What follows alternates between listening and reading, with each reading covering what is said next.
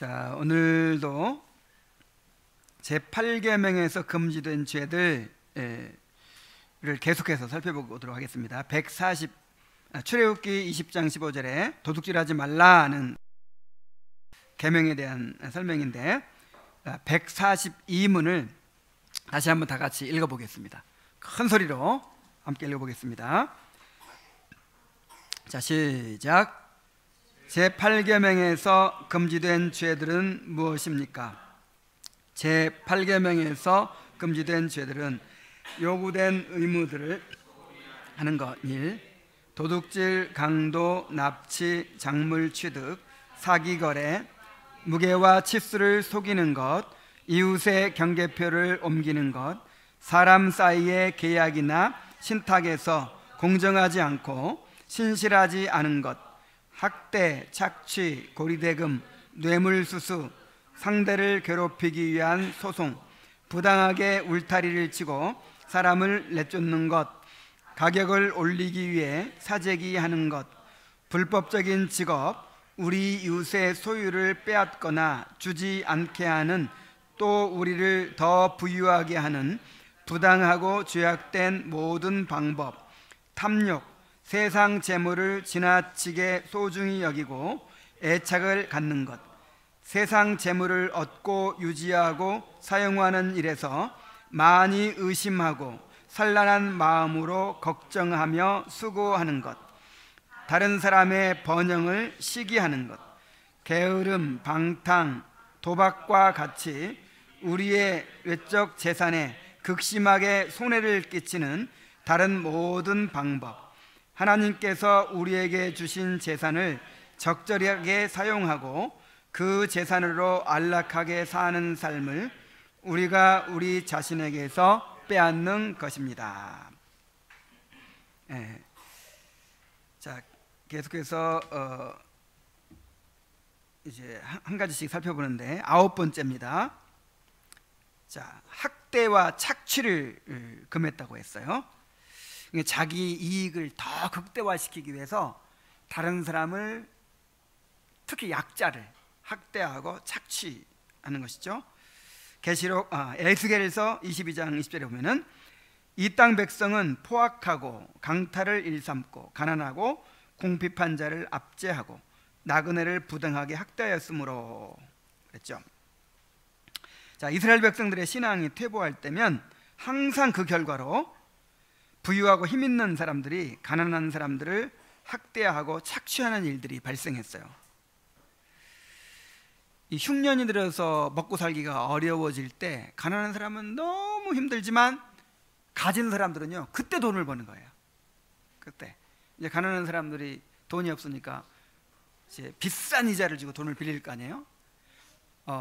그러면 이제 그 어려운 환경을 이용해서 막대한 이익을 얻는 거죠. 그리고 너무 큰 비싼 이자 때문에 돈을 못 갚으면 저당 잡힌 땅을 빼앗기게 돼요. 이런 식으로 해가지고 이 어려울 때 부자들이 땅을 다 차지하게 돼요. 그러면 이제 그 땅을 가졌던 사람들은 그 부자들의 이제 그 노동자가 될 수밖에 없죠. 고용된 사람들이 될 수밖에 없죠. 그러면 이제 거기 아니면 먹고 살 데가 없으니까 임금을 조금 주면서 노동력을 착취하고 그 다음에 계속해서 이제 빚을 지고, 그러다 보니까 자기 자식들을 노예로 팔게 돼요. 그래서 이제 노예들을 삼고, 자, 이런 식이 되는 거죠. 근데 이건 이제 이 세상에서나 그런 일이 일어나고 정말 하나님의 나라에서는 이런 일이 있어서는 안 되죠. 오히려 반대로 어려운 사람들이 어려운 상황을 이용해서 내가 돈을 버는 게 아니라 어려울 때 내 재산을 풀어가지고 어려운 사람 오히려 도와줘야 되겠죠. 그렇게 하도록 이 제도화돼 있어요. 이스라엘 시민법에 보면은 거의 사회주의에 거의 완전히 제도적으로 이렇게 하도록 돼 있어요.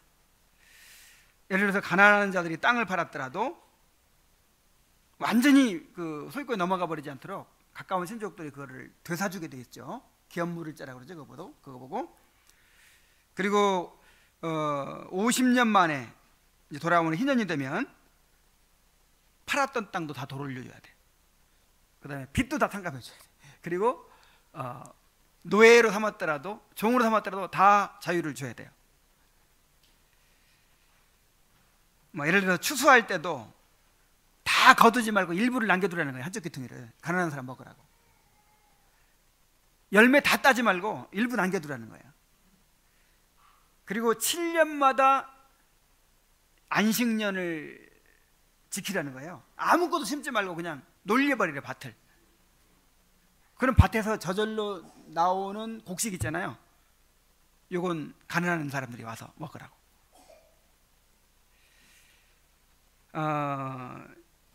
자, 이렇게 하나님께서 철저하게 제도적으로까지, 그냥 이웃 사랑해라 하면 사람들이 말을 그렇게 안 하잖아요.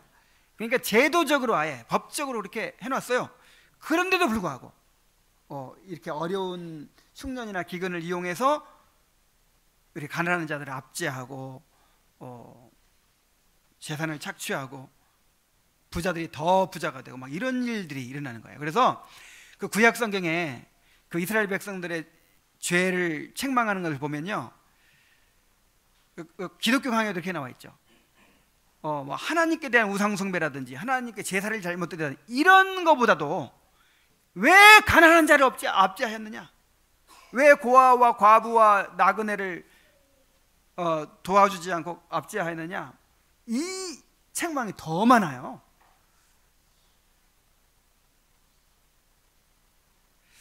그래서 이런 말씀들을 보면서 우리에게는 이제 이런 시민법이 해당되지 않지만 우리가 이 공동체를 돌아보고 보존하라는 이 명령은 동일한 것이죠.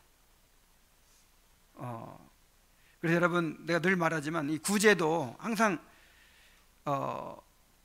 물론 이제 뭐 우리 밖으로도 해야죠. 밖으로도 해야 되지만 이 공동체를 보존하라는 명령이에요. 공동체를.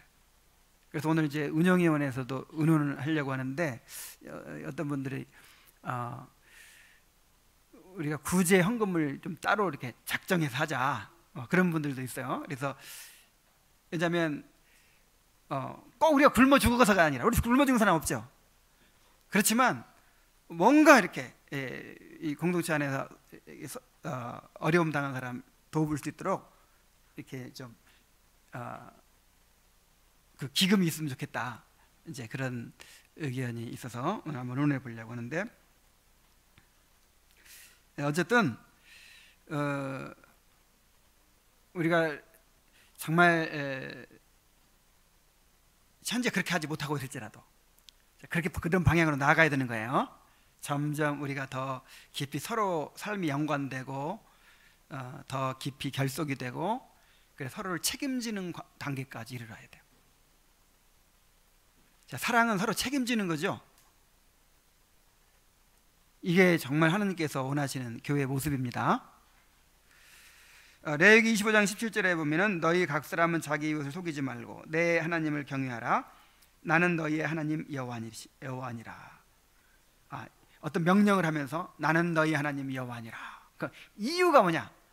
우리가 하나님의 백성이기 때문에 이렇게 해야 된다. 하나님의 백성이기 때문에. 이웃에게 해를 끼치지 않고 오히려 그들을 돕는 것이 바로 하나님을 경외하는 것입니다. 마태복음 23장 에스겔서 22장 12절에 내 가운데 피를 흘리려고 뇌물을 받는 자도 있었으며 내가 변돈과 이자를 받았으며 이익을 탐하며 이웃을 속여 빼앗았으며 나를 잊어버렸도다. 주 여호와의 말씀이니라. 그러니까 이웃을 돌아보라고 하면서 나는 여호와니라 그렇게 덧붙이죠. 그러니까 나를 경외해라는 거예요. 경외. 하나님을 경외하는 게 뭐예요? 하나님 앞에 정결하고 더러움이 없는 경건은 환난 때에 고아와 과부를 돌아보는 것이라 그랬죠. 그러니까 경건은, 하나님 경외하는 것은 이 공동체 안에서 연약한 사람들 돌아보고 섬기는 것으로 드러나야 되는데 그러니까 반대로 하나님을 잊어버리면 어떻게 될까요? 하나님을 잊어버리고 하나님 멀리하면 이제 무관심하게 되는 거죠. 그래서 여기 너희가 하나님을 잊어버렸도다, 나를 잊어버렸도다, 이렇게 말하고 있는 거예요. 자, 부자들 다 가진 사람들이 가난한 사람을 이렇게 착취하고 막 그럴 때 이제 재판장이 있어야 할 거 아니에요. 공권력이 또는 사법적인 권한을 가진 사람들이 그거를 이렇게 통제해 줘야 될 거 아니에요. 근데 누구 편 들어요? 다 그 사람들끼리 어울리잖아요. 또 같이 결혼도 하고 같이 뭐 뇌물 주고받고 하면서 다 부자들 편을 들어요. 부자들 편을. 자, 이런 것에 대해서 하나님께서 진노하셨어요. 변돈, 이건 이제 이자돈 받는 건데 변돈과 또 이자를 받았으며 이익을 탐하여 속여 빼앗았느니라. 자, 이런 것이 바로 하나님을 잊어버리는 행위라고 말씀하시는 것이죠. 자, 그 다음에 10번째로 고리대금이 있습니다. 시편 15편 5절에 이자를 받으려고 돈을 구워주지 아니하며 뇌물을 받고 무죄한 자를 해하지 아니하는 자이니 이런 일을 행하는 자는 영원히 흔들리지 아니하리로다.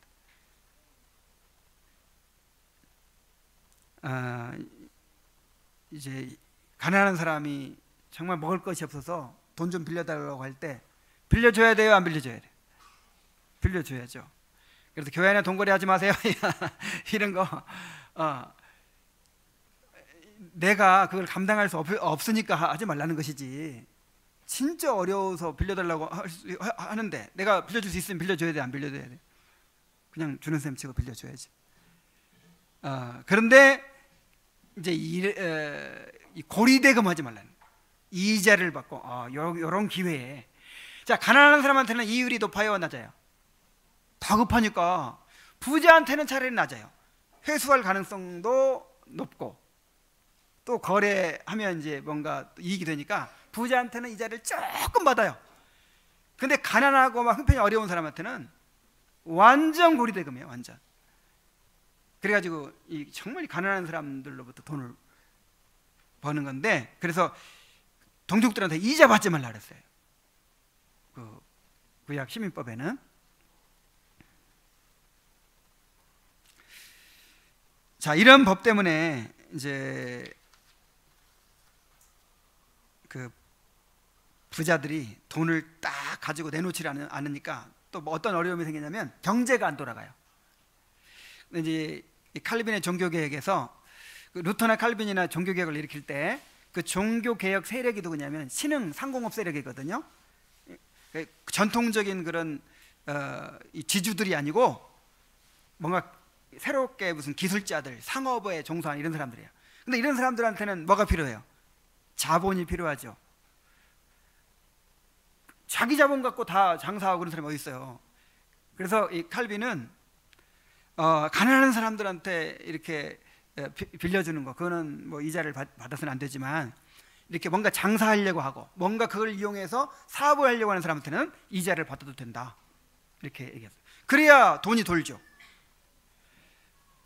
그래서 어떤 칼빈의 직업 윤리라든지 어떤 이런 이제 이 경제 원리라든지 이런 것을 이제 확립하려고 애를 썼는데, 그래서 칼빈을 자본주의의 시조라고까지 얘기하는 사람이 있어요.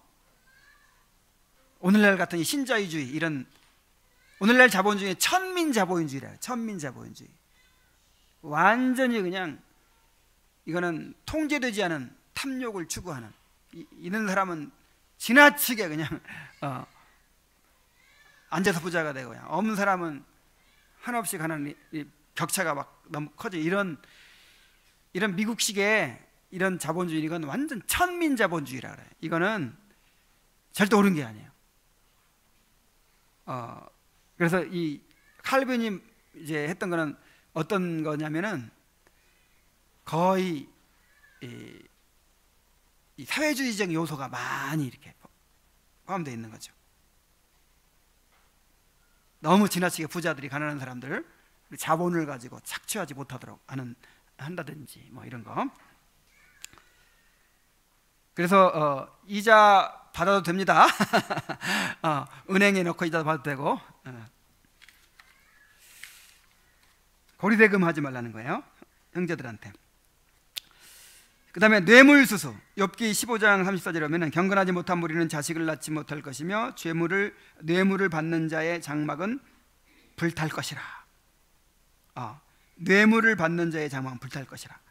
그러니까 하나님께서 크게 죄로 여기신다는 거죠. 뇌물을 주거나 받는 것은 자신뿐 아니라 다른 사람까지 부패하게 만드는 것이고, 또 원칙을 지켜서 행하는 사람들에게 피해를 주는 거예요. 그럼 우리는 그리스도인은 뇌물을 주고받아서는 안 됩니다. 자, 소송남용. 고린도서 6장 6절 8절에 하면 형제가 형제와 더불어 고발할 뿐 아니라 뿐더러 믿지 아니하는 자들 앞에서 하느냐. 너희가 피차 고발함으로 너희 가운데 이미 뚜렷한 허물이 있나니 차라리 불의를 당하는 것이 낫지 아니하며 차라리 속는 것이 낫지 아니하냐. 너희는 불의를 행하고 속이는구나. 그는 너희 형제로다. 잠언 3장 29절 30절. 내 이웃이 내 곁에서 평안히 살거든 그를 해하려고 꾀하지 말며 사람이 내게 악을 행하지 아니하거든 까닭 없이 더불어 다투지 말지어다. 자기의 이익을 조금이라도 더 얻기 위해서 그냥 함부로 소송을 하는 거예요. 이 소송하는 목적이 꼭 소송에서 이기려고만 하는 게 아닙니다. 이 법 잘하는 사람들, 이런 사람들은 그냥 무조건 소송을 걸어요. 그럼 이 소송을 한번 딱 당하면요, 법도 잘 모르지, 시간도 없지, 돈도 없지, 이런 사람들은요 너무 괴로운 거예요. 그래서 괴롭히려고 소송을 거는 사람이에요. 괴롭히고 그냥 에이 그럼 내 손해보고 만다, 이런 걸 이제 의도하고. 그래서 소송 중독자들이 이렇게 많대요. 아무것도 모르는 사람은 그것도 못하겠죠. 뭔가 좀 배운 사람, 뭔가 이 법리를 잘 이런 사람들이 오늘날 지나치게 소송을 많이 그냥 껐떡하면 소송 걸어가지고 그 이익을 어떻게든지 얻어보려고 하는, 이것을 정죄하는 것입니다. 특별히 우리는 그리스도인들은 이 세상 법정에서 그리스도인들끼리 서로 다투는 일을 최대한 금해야 돼요. 교회 안에서 해결하도록 해야 됩니다. 자, 13번째로 부당하게 울타리를 치고 사람을 내쫓는 것. 이사야 55장 8절에서 가옥에 가옥을 이으며 전투에 전투를 더하여 빈틈이 없도록 하고 이 땅 가운데도 홀로 거주하려 하는 자들은 화 있을진저.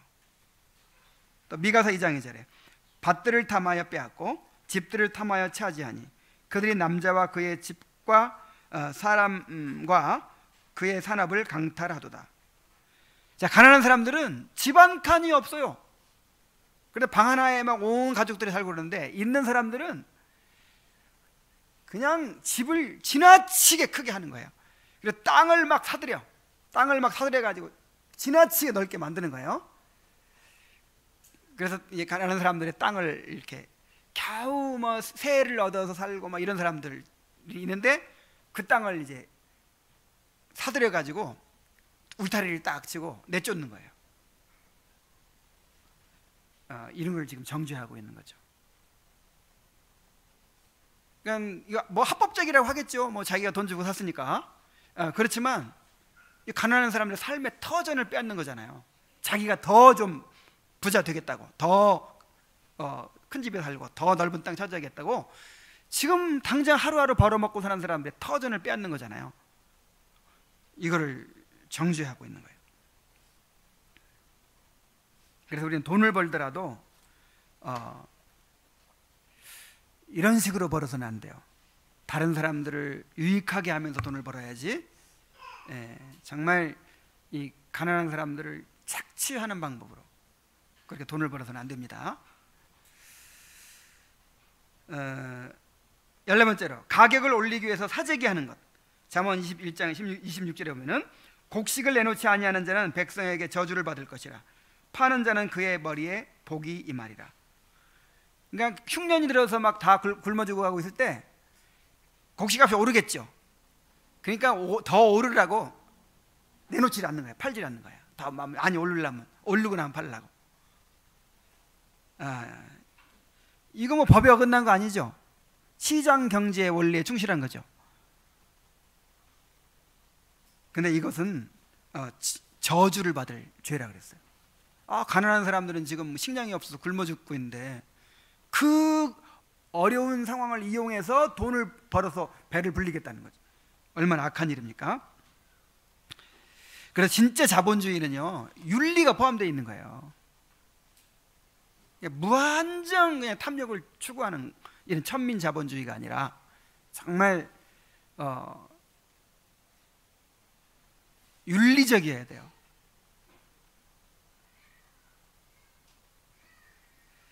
자, 불법적인 직업. 사도행전 19장 19절 또 24장 25절에 보면은 마술을 행하던 많은 사람들이 그 책을 모아가지고 와서 모든 사람 앞에서 불사르니 그 책값을 계산한 지 은 5만이나 되더라. 즉 데메드리오라고 하는 어떤 은장색이 은으로 아데미의 신상 모형을 만들어 직공들에게 적지 않은 벌이를 하게 하더니 그가 그 직공들과 그러한 영업하는 자들을 모아 이르되 여러분도 알거니와 우리의 풍족한 생활이 이 생업에 있는데, 지금 무슨 얘기를 하는 거예요? 그 에베소에서 이 우상 만들어 팔아서 먹고 사는 직업을 가진 사람이 은장색이라고. 근데 바울이 복음을 전해 가지고 우상을 포기하고 회개하고 이런 사람들이 많아지니까 이 사람들의 직업에 위기를 느끼잖아요. 그러니까 동업자들 다 모아가지고 지금 바울을 쫓아내려고 하는 거죠. 그래서 여기서 보여주는 거는 직업을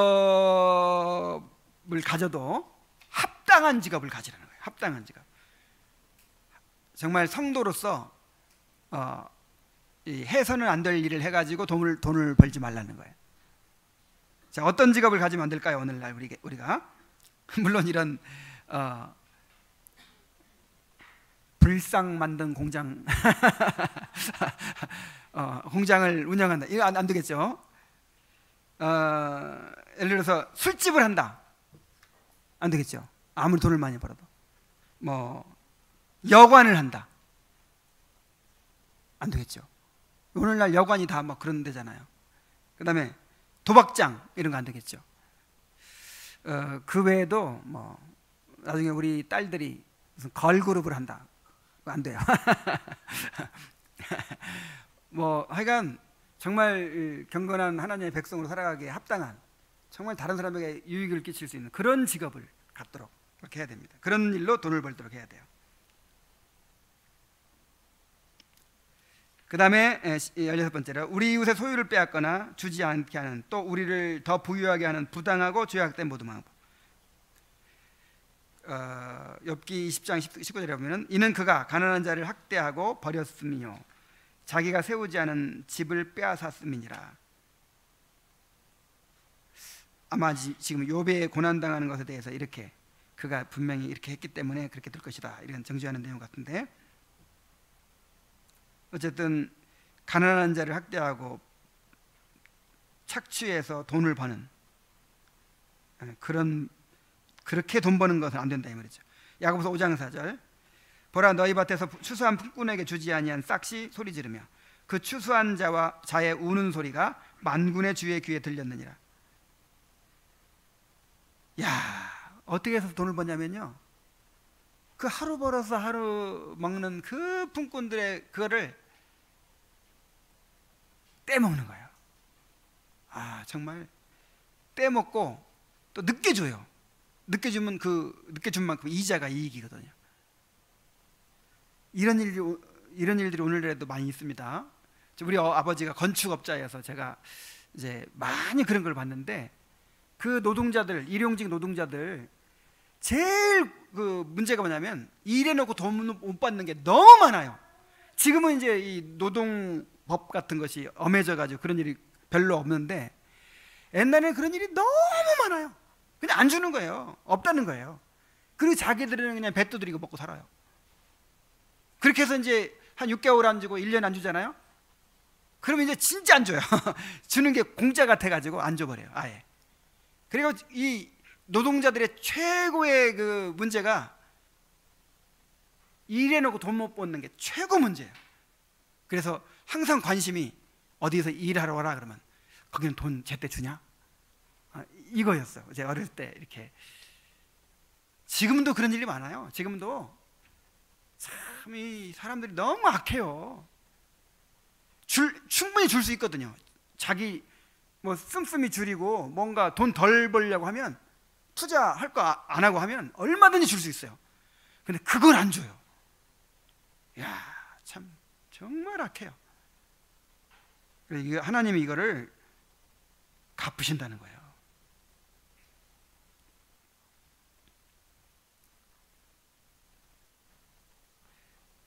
또 잠언 21장이죠. 속이는 말로 재물을 모으는 것은 죽음을 구하는 것이라 곧 불려다니는 안개냐. 속이는 말로 돈 버는 게 뭐겠어요?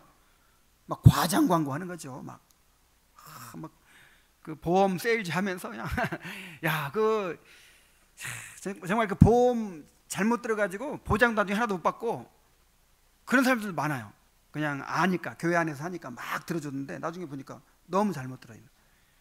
그거를 제대로 설명해주고 못 팔더라도 그렇게 해야 되는데, 속이는 말로 이렇게 이제 팔아먹는 거죠.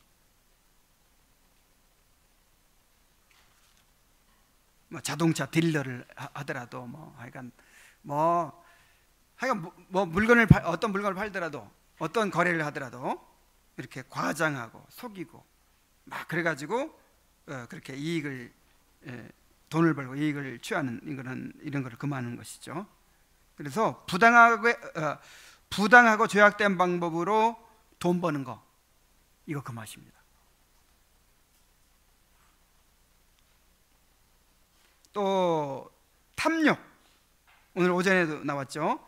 누가복음 12장 15절, 그들에게 이르시되 삼가 모든 탐심을 물리치라. 사람의 생명이 그 소유에 넉넉한 데 있지 아니하니라. 현재 가진 것으로 만족하지 못하고 탐욕을 품는 것은 이게 우상숭배라 그랬죠. 물질을 숭배하는, 하나님의 물질을 숭배하는 우상숭배입니다. 그래서 하나님이 진노하신다 그랬어요.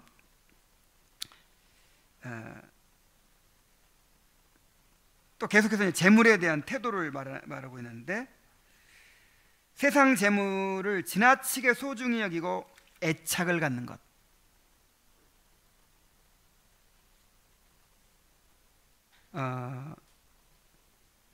여러분 다 돈 좋아하죠? 나도 돈 좋아하는데 돈 좋아하는 마음이 다 있어요. 돈이 얼마나 좋아요. 돈이면 그냥 못하는 게 없어요. 그냥 마음껏 쓰고 싶은, 쓸 수 있는 돈이 좀 있었으면 좋겠어. 근데 이제 여기 한번 보세요. 세상 재물을 지나치게 소중히 여기고 애착을 갖는 것을 금하고 있어요. 디모데전서 6장 5절에 마음이 부패하여지고 진리를 잃어버려 경건을 이익의 방도로 생각하는 자들의 다툼이 일어나느니라. 그러나 자족하는 마음이 있으면 경건은 큰 이익이 되느니라. 여러분, 이 자족하는 마음이 굉장히 중요하다는 거예요. 경건 생활에도. 자족하는 마음이 없으면 경건이 유지가 되겠어요, 안 되겠어요? 경건조차도 이익의 방도로 생각해버려요. 목사가 자족하는 마음이 없으면, 사람이 자족하는 마음이 없으면요, 모든 수단과 방법이 다 그거를 채우는 데 사용되는 거예요. 일단 자족하는 마음이 있어야 경건이 유익이 되는 거예요. 우리가 세상에 아무것도 가지고 온 것이 없음에 또한 아무것도 가지 못하리니 우리가 먹을 것과 입을 것이 있은즉 족한 줄로 알 것이니라. 부하려 하는 자들은 시험과 올무와 여러 가지 어리석고 해로운 욕심에 떨어지나니 곧 사람으로 파멸과 멸망에 빠지게 하는 것이라.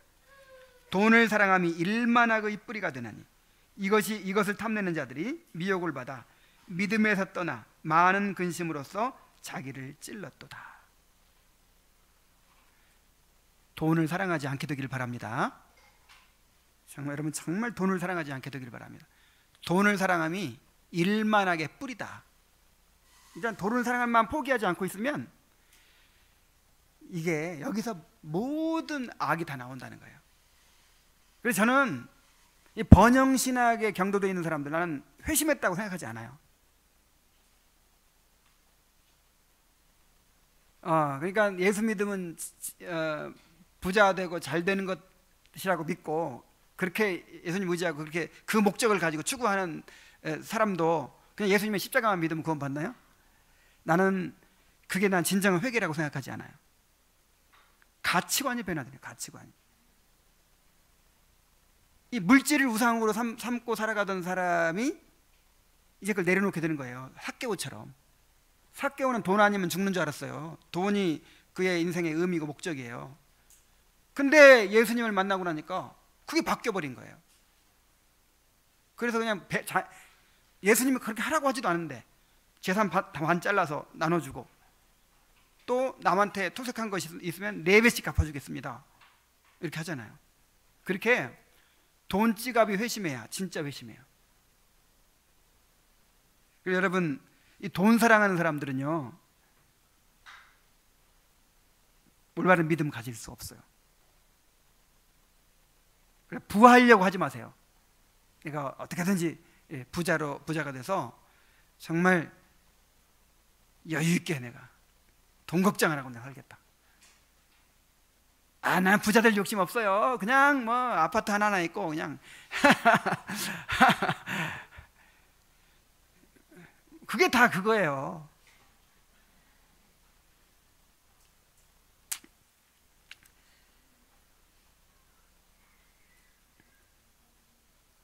자, 골로새 3장 2절에 위의 것을 생각하고 땅의 것을 생각하지 말라 그랬어요. 늘 땅의 것을 생각하면서 어떻게 하면 이 땅에서 더 잘 살고 더 안정되게 살고 더 행복하게 살까 늘 이 궁리 이거 자체가 이거 정말 이 구원받은 사람의 삶이 아니죠.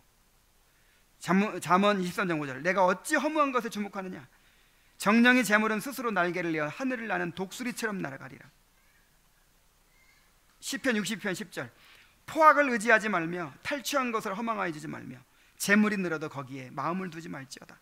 야, 이 말씀 기억하세요. 재물이 늘어도 어떻게 하지 말아라?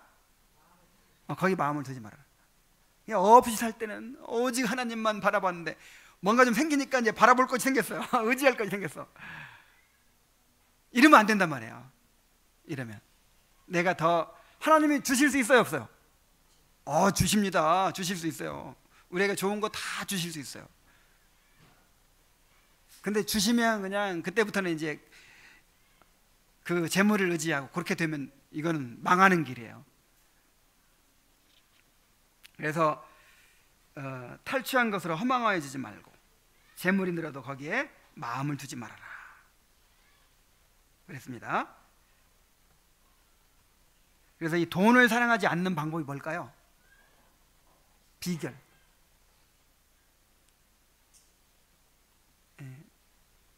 두 가지. 돈을 왜 사랑하죠? 두 가지 때문에 돈 사랑해요.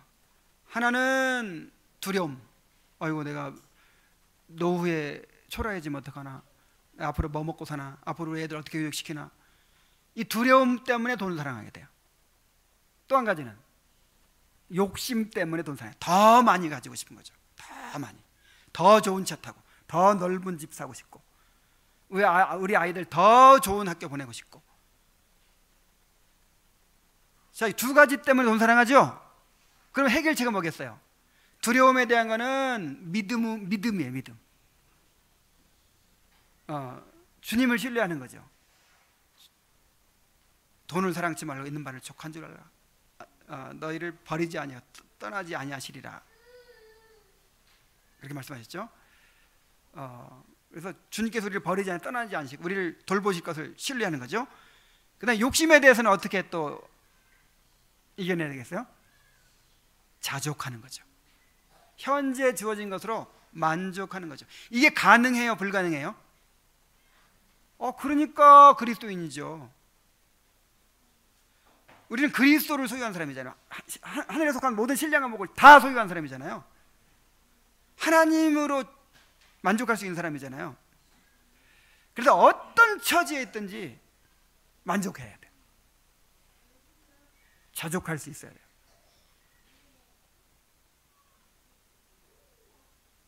그래서 주님께 대한 신뢰를 배우고, 그 다음에 자족하는 것을 배우고, 그러면 돈 사랑하지 않을 수 있어요.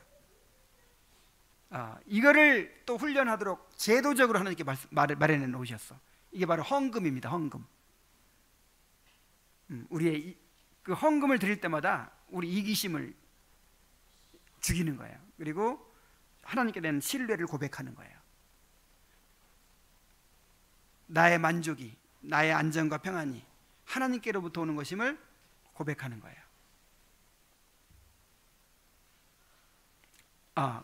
그리고 하나님께 드리는 헌금과 또 나눔도 훈련입니다. 나눔도 그런 훈련이에요. 그러니까 이 돈을 막 움켜쥐면 우상이 되는데 드려버리는 거예요. 뚝 잘라가지고 막 나누는 거예요. 그러면 그때 우상 모가지가 날아가는 거예요. 그래서 드리고 나누는 게 그래서 중요해요. 이게 우리에게 영적인 삶에 굉장히 큰 관련이 되어 있는 거예요. 그래서 하나님께서 우리 공동체 안에 가난한 사람을 주실까요, 안 주실까요? 가난한 사람은 끊임이 없을 것이다 그랬어. 아니, 하나님이 다스리는 이스라엘 나라에 가난한 사람이 끊이지 않을 거래요. 그런 그 이스라엘을 통치하시는 하나님이 무능해서가 아닌 거예요. 하나님께 드리는 거, 또 가난한 사람 나누는 거를 실천하도록 기회를 주시는 거예요. 다 부자로 살면 흐르질 않잖아요. 은혜가 흐르질 않잖아요. 그러니까 은혜가 흐르고 사랑이 흐르도록 그렇게 가난한 사람을 두시는 것입니다. 어려운 사람을 두시는 것입니다. 19번, 이 세상 재물을 사용하는 일에 있어서 이래서 많이 의심하고 산란한 마음으로 걱정하며 수고하는 것 그랬어요. 이게 이제 18번은 욕심에 관련된 거라면 이것은 염려에 관련된 것이죠. 마태복음 6장 25절 31절 34절에 보면, 그러므로 내가 너희에게 이르노니 목숨을 위하여 무엇을 먹을까 무엇을 마실까, 몸을 위하여 무엇을 입을까 염려하지 말라. 목숨이 음식보다 중하지 아니하며 몸이 의복보다 중하지 아니하냐. 그러므로 염려하여 이르기를 무엇을 먹을까 무엇을 마실까 무엇을 입을까 하지 말라. 그러면 내일 일을 위하여 염려하지 말라. 내일 일은 내일이 염려할 것이요 한날의 괴로움은 그날로 족하니라.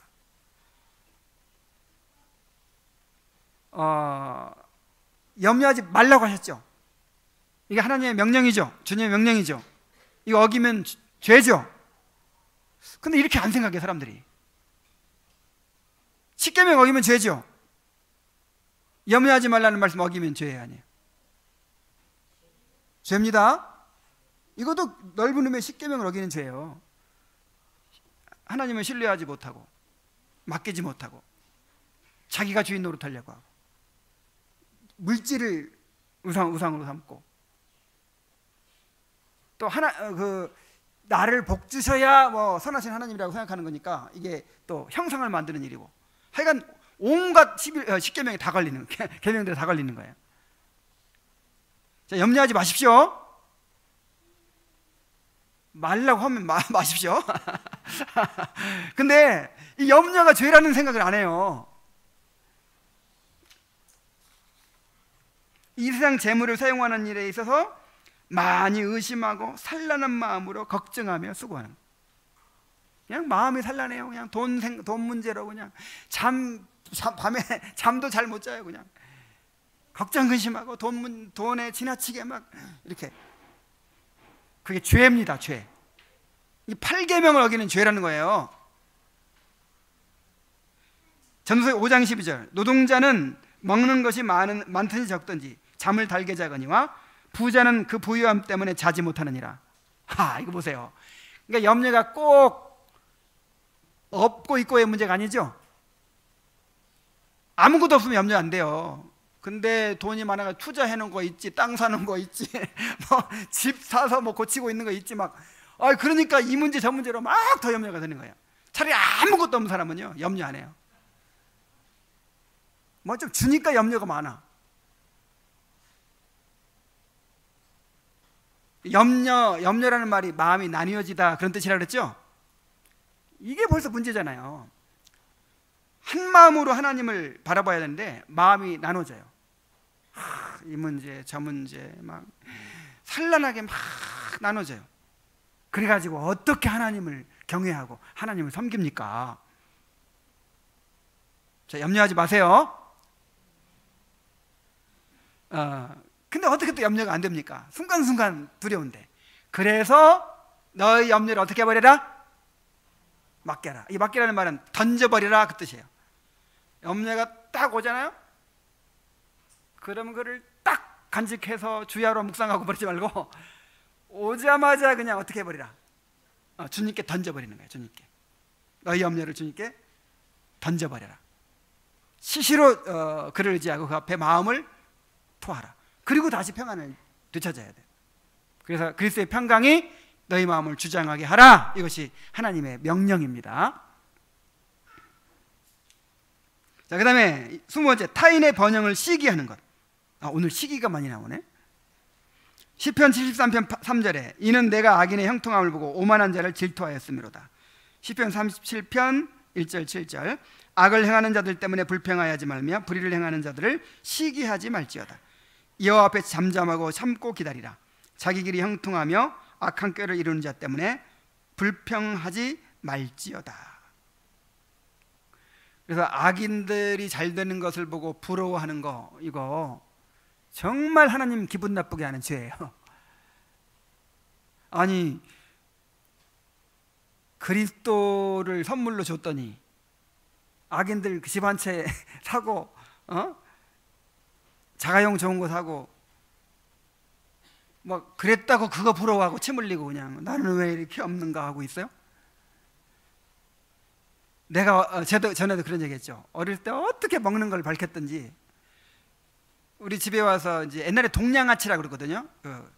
그렇게 많이 와요. 우리 엄마가 마음이 약해가지고 늘 주니까. 그래가지고 와가지고 감자도 얻어가고 뭐 고구마도 얻어가고 그래가지고 이렇게 이제 꼭 우리 집 벽에 기대고 먹어요. 이렇게. 그런데 바깥에 나가 들어오면 그 먹고 있는 거 막 눈이 막 튀어나와. 막 들어가면서 불평하는 거예요. 막 저 동양아치는 감자 먹고 있는데 왜 나는 안 주냐고. 꼭 이거하고 똑같아. 이거하고 하나님께서 버려두신 사람들. 지금 심판 아래 있는 거잖아요. 근데 그런 사람들을 부러워해. 그래서 부러워하면 안 됩니다.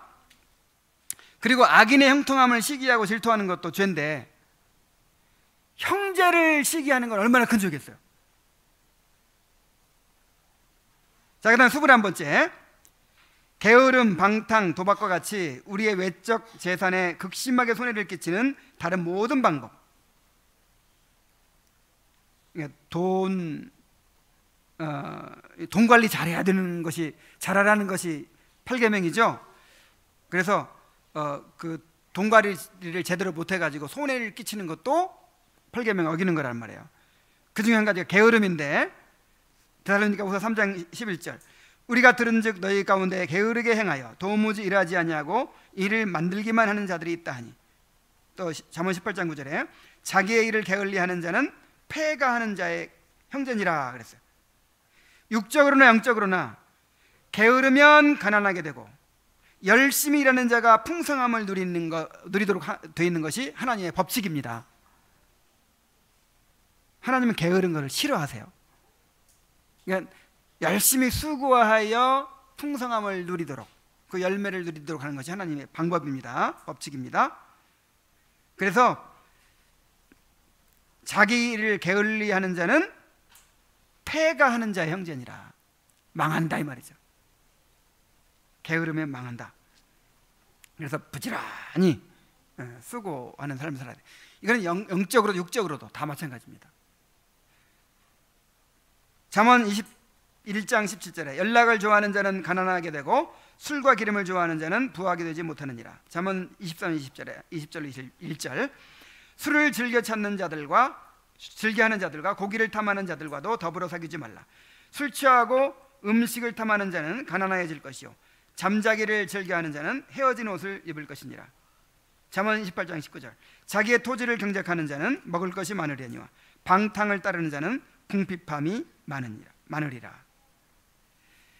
그러니까 지나치게 즐거움을 추구하고 놀러 다니기 좋아하고 돈을 낭비하는 거, 이것도 8계명을 어기는 죄입니다. 우리 가운데 그런 사람들이 없는 것 같아요. 근데 요즘에 그 젊은 사람들 가운데 이제 너무 풍요로운 환경에서 어렸을 때부터 태어나고 자라다 보니까 돈을 아낄 줄 모르고 그리고 낭비를 하는, 이 방탕은 낭비한다는 뜻이에요. 이 낭비적인 삶을 사는 사람들이 많아요. 이거는 안 됩니다.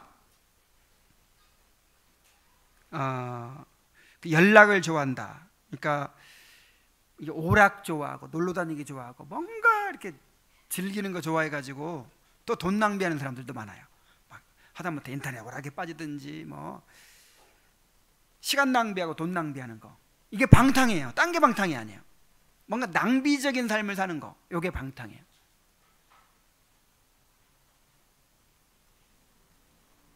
자, 그 다음에 22번째, 하나님께서 우리에게 주신 재산을 적절하게 사용하고 그 재산으로 안락하게 사는 삶을 우리 자신에게서 빼앗는 것.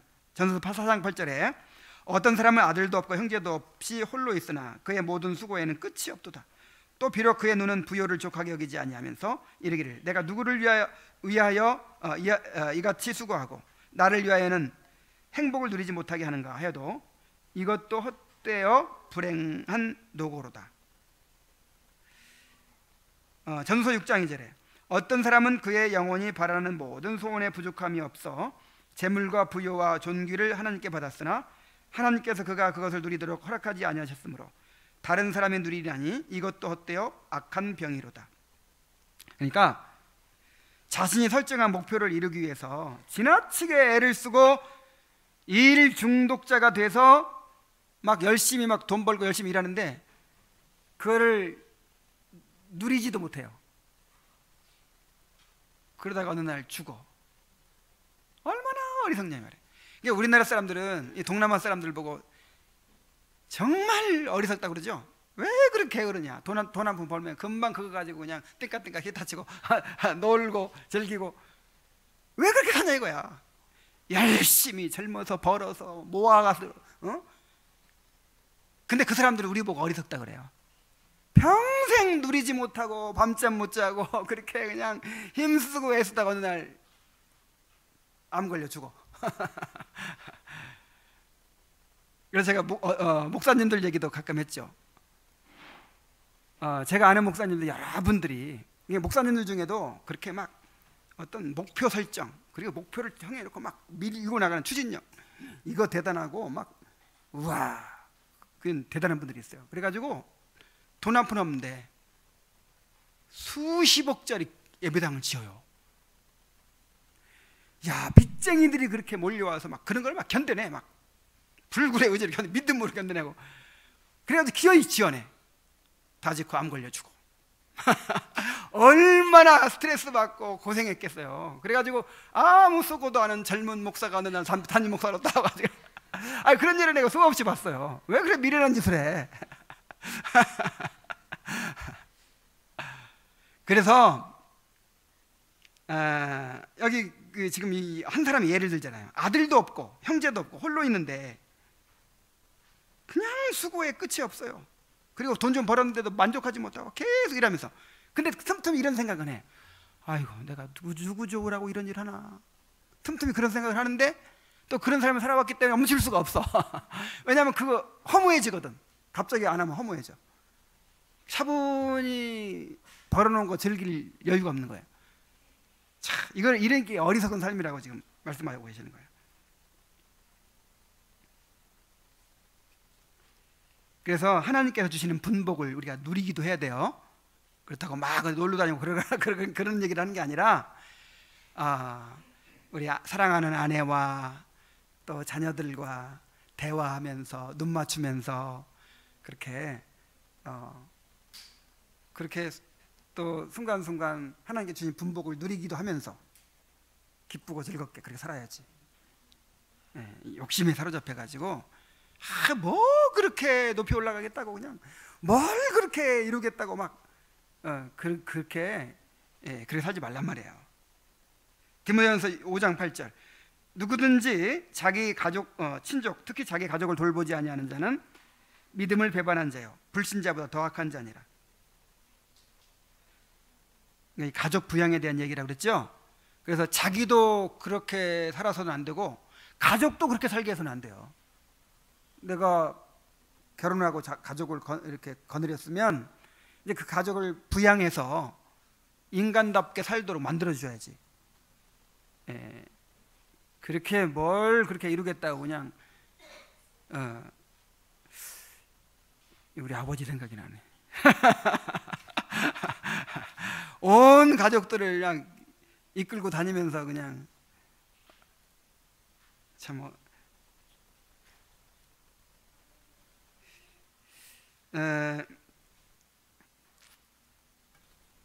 자, 그래서 하나님께서 우리에게 주신 재산을 적절하게 사용하고 그 재산은 안락한 삶을 우리 자신에게 빼앗는 것 그랬죠. 그러니까 우리가 예를 들어서 건강 관리도 좀 하고, 그죠? 건강 관리도 하고 또 때때로는 휴식도 취하고 가족들과 즐거운 시간도 가지면서 그렇게 하나님이 주신 것을 잘 사용하면서 누리면서 그렇게 살라는, 그러라고 주셨잖아요. 그러라고. 그래서 이런 것들을 나한테서 빼앗고 가족들한테 빼앗는 것도 8계명을 어기는 죄다 하는 것입니다. 그래서 이 8계명이 단순히 남의 것을 도둑질하지 말라, 빼앗지 말라 하는 것만이 아니라 하나님께서 주신 내 소유로 주신 것을 잘 관리해라 하는 것임을 우리가 알 수 있습니다. 이 소유물에 대해서 바른 가치관을 가지고 바르게 관리하고 또 이것을 바르게 관리함으로써 우리 믿음의 진보를 이루는 성도들이 되기를 바랍니다. 기도하겠습니다. 하나님 아버지, 이 8계명에 담긴 이 세세한 의미를 이렇게 자세하게 가르쳐 주셔서 감사드립니다. 우리가 주님께서 맡기신 소유를 잘 관리하게 하여 주시옵소서. 특별히 돈을 사랑치 않게 하여 주옵소서. 지나치게 염려에 빠지거나 욕심에 빠지지 않게 하시고 하나님을 신뢰하고 또 자족함으로 현재 주신 것으로 만족할 수 있도록 기뻐하며 살 수 있도록 인도하여 주옵소서. 예수님의 이름으로 기도합니다. 아멘.